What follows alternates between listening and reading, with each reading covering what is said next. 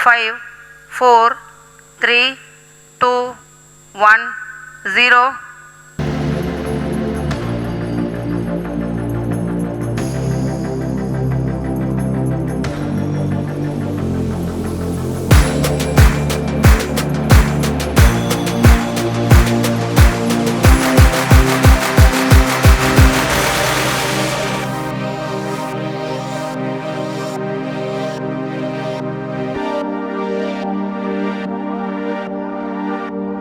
अचानक ये क्या हो गया?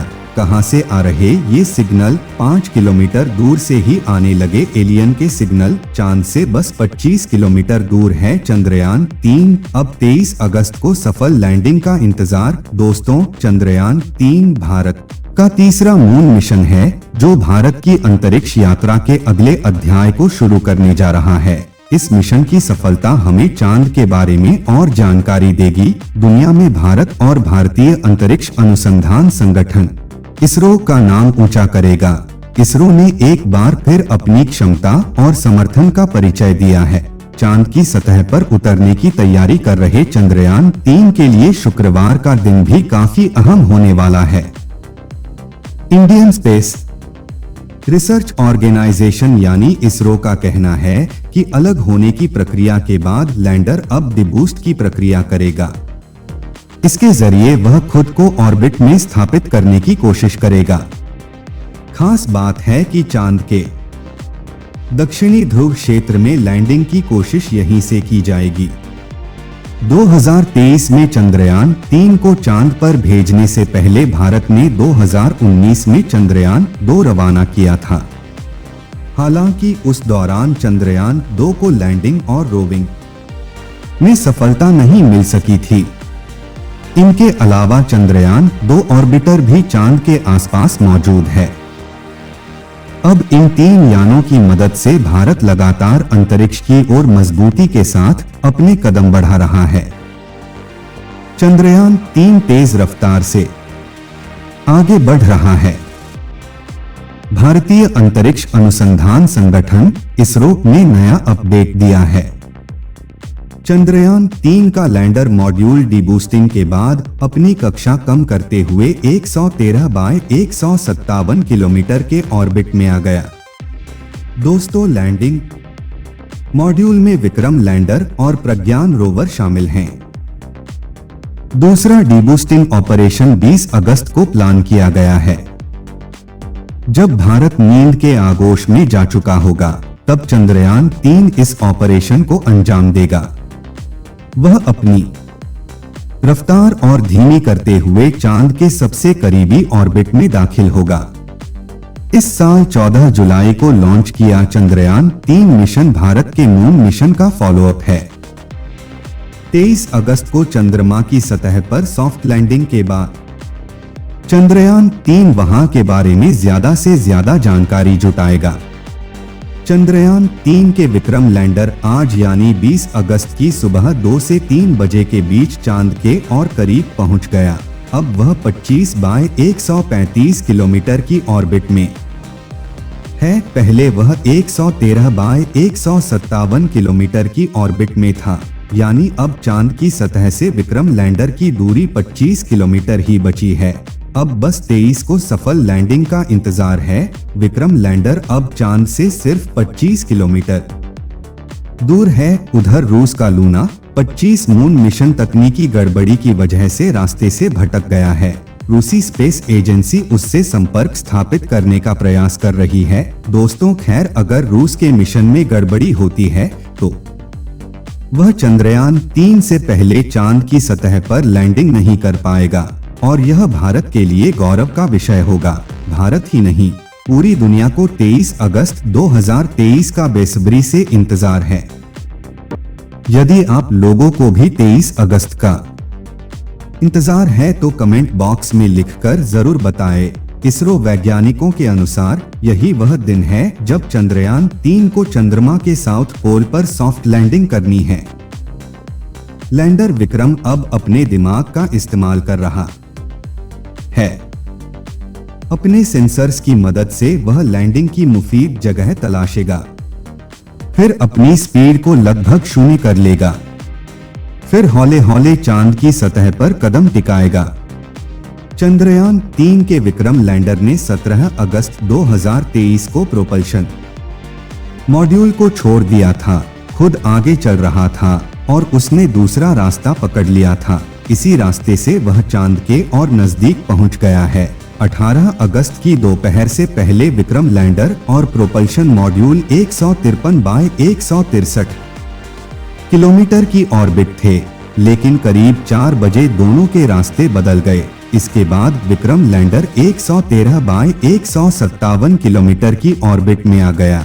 तब इसकी दूरी चांद की जमीन से सिर्फ 113 किलोमीटर बची थी, यानी विक्रम 113 किलोमीटर वाले पेरिलियन और 157 किलोमीटर वाले एपोलियन में था। इस समय विक्रम लैंडर उल्टी दिशा में घूम रहा है, यानी रेट्रोफायरिंग कर रहा है।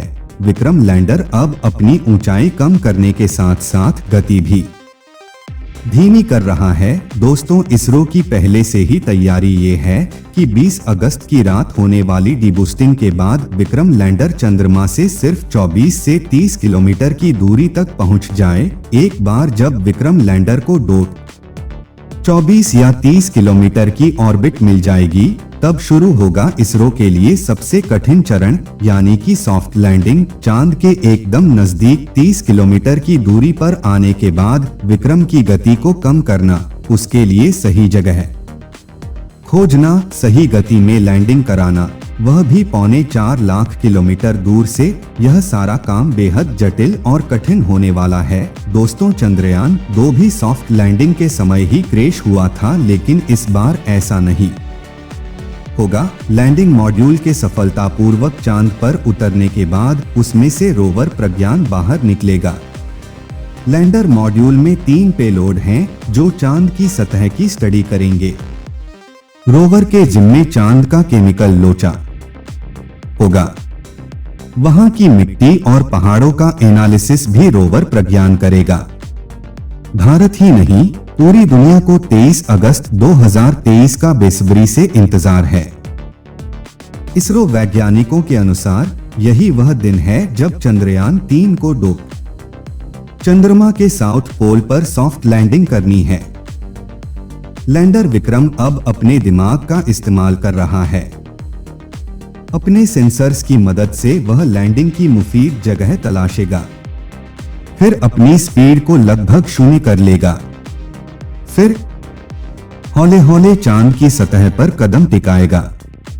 इसरो के एक साइंटिस्ट मनीष पुरोहित कहते हैं कि इस मिशन के जरिए भारत दुनिया को बताना चाहता है कि उसके पास चांद पर सॉफ्ट लैंडिंग करने और रोवर को वहां चलाने की काबिलियत है।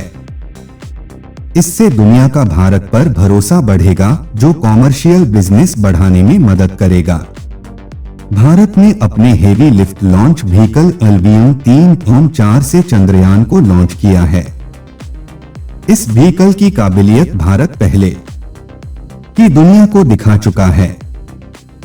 चंद्रमा के पोलर रीजन दूसरे रीजन से काफी अलग हैं। यहाँ कई हिस्से ऐसे हैं जहाँ सूरज की रोशनी कभी नहीं पहुँचती और तापमान 200 डिग्री सेल्सियस से नीचे तक चला जाता है। ऐसे में वैज्ञानिकों का अनुमान है कि यहाँ बर्फ के फॉर्म में अभी भी पानी मौजूद हो सकता है। भारत के 2008 के चंद्रयान 1 मिशन ने चंद्रमा की सतह पर पानी की मौजूदगी का संकेत दिया था। अगर सब कुछ ठीक रहा तो चंद्रयान 3 चंद्रमा के दक्षिणी ध्रुव के पास सॉफ्ट लैंडिंग करने वाला दुनिया का पहला स्पेसक्राफ्ट बन जाएगा।